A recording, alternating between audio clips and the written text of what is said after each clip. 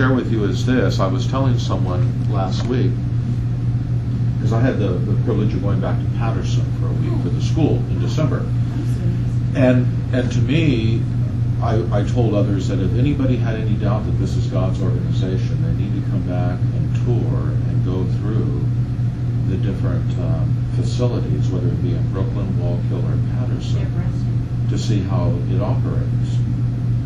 And it really is. And you have to, and they wanted us to experience the whole Bethel experience, from the Saturday we got in until the Friday that we left, and the whole procedure, morning worship, and then the classes that we were in, and so forth.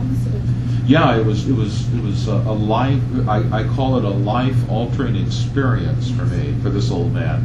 And I got to tell you, like sitting at the breakfast table with, they assign you to a particular table. There's, I think, 10 at a table, and it's a glimpse of what the paradise will be like.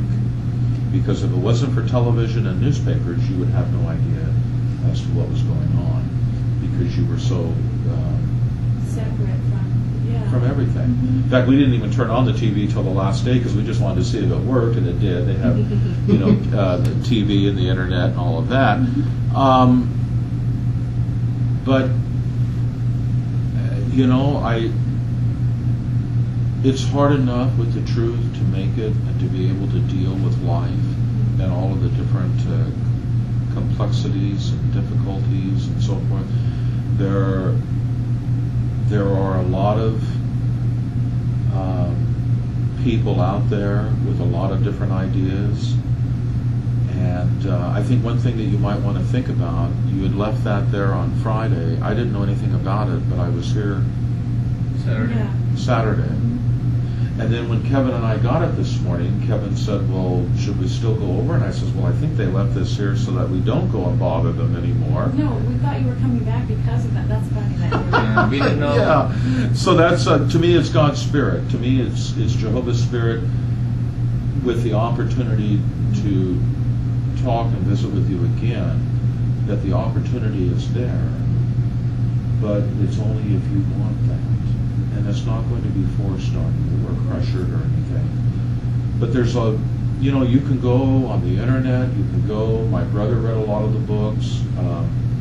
There's a Franz who once served on the governing body that turned against Jehovah's Witnesses. He wrote a book, Christ as a Conscience. There's another book, I was a Watchtower slave for 40 years.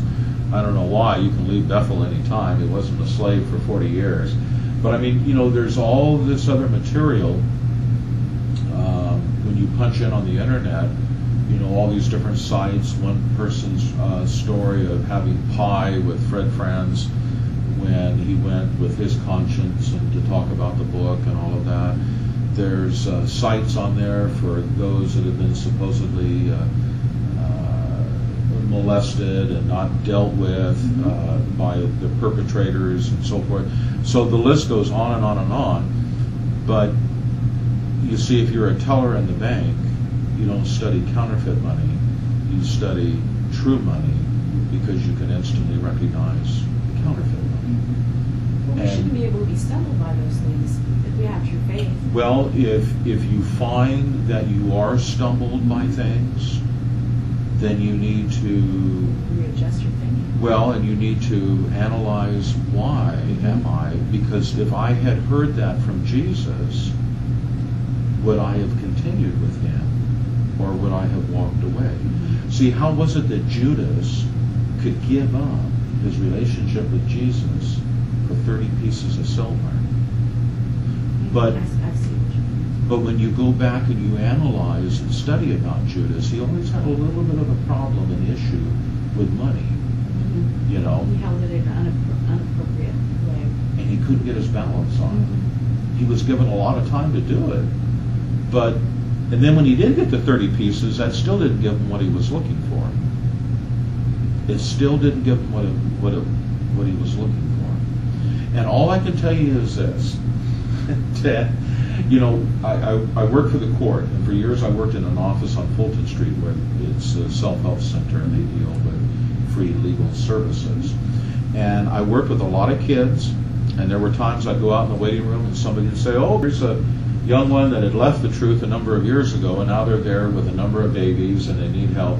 But I worked with a lot of young people. They had babies, they had multiple sex partners, they had a lot of drugs, they had alcohol, they did whatever they wanted. I helped one young girl. She didn't even look 15. She looked like she was 10 or 11, but she was 15. She had 3 different children by 3 different men by the age of... At 15 years old. At 15 years old. I wouldn't have believed it if I hadn't have worked on it myself. But here's my point through all of this. In fact, let me just tell you this one quick thing. Sure. There was one young lady, I felt so sorry for her. She was a pretty girl, but she was so strung out on heroin, and she had a baby, and she was pregnant, and CPS and another protective services, they were in the process of taking that child away from her. And I told her, I said, you know, the only thing that's going to help you is the Bible. I mean, you got to get off that junk. And if you don't get off that junk, you're going to kill the baby you're carrying, you know. But her addiction was so strong, it overrode her love for her unborn child as well as the child that she had. But my but my point from all of that is that none of them were happy. No. They're not happy. Mm-hmm. And yet they can do and continue to do whatever it is that they want to do. So it's kind of like one brother made an illustration. You know, you, like, say when you're on a diet and you're trying to reach your goal of losing X number of pounds. Well, in the process, you know, you're having to deprive yourself usually of foods that you like, whether it be chocolate cake or fattening clam chowder with French bread and butter, you know, all the things that I love. But as you go through that and abstain from that, you ultimately reach your goal, and then you reach your satisfaction, your happiness. Correct. Or you can forget about that and cut to the happiness of having that French bread and butter, but ultimately in the long run you're not happy because you haven't lost your X number of pounds. Does that make sense? Totally. So that's kind of the sense, to a degree, with in following some of the direction from the Bible. You may not always automatically see the complete picture of happiness, but you know that ultimately the goal is going to be there in paradise. And I'm not saying that I can pick up a watchtower or I can pick up an insight book and I can just totally understand, you know, everything. But I do know that a qualification that the Bible does list that all of us should strive for is that of yielding, where at times maybe there are decisions that are made, but you show a yielding attitude.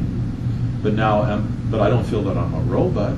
I don't feel that I'm programmed or brainwashed. Because you have the willingness to want to change, to want to have those adjustments. Yes. Yeah, exactly. It all comes from where your intent is. So, you know, to me, there's a lot of people in the congregation that love you, whether it be, you know, Javen, the list goes on. We know. But it has to be a two-way street, too. Correct.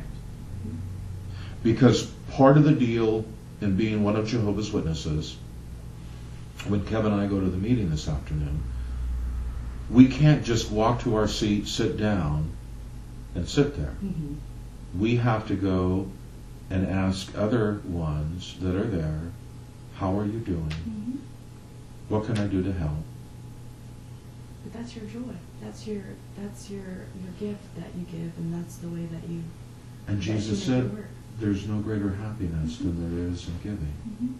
You know, and so my grandmother would tell me stories because I never had Christmas as a child. Mm-hmm. I only had one birthday party, and but my grandmother would tell me that she always had an empty feeling after Christmas, after the presents were opened, because you were.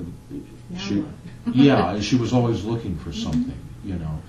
And I can remember as a child in elementary school, my teacher was so upset because when I would step out during the birthday parties or whatever, that it was going to harm me on the glazed donuts. Well, I love glazed donuts, and that hasn't helped my weight problem. But I can honestly, With you. but I can honestly say that I haven't missed a thing. Yes. You know, because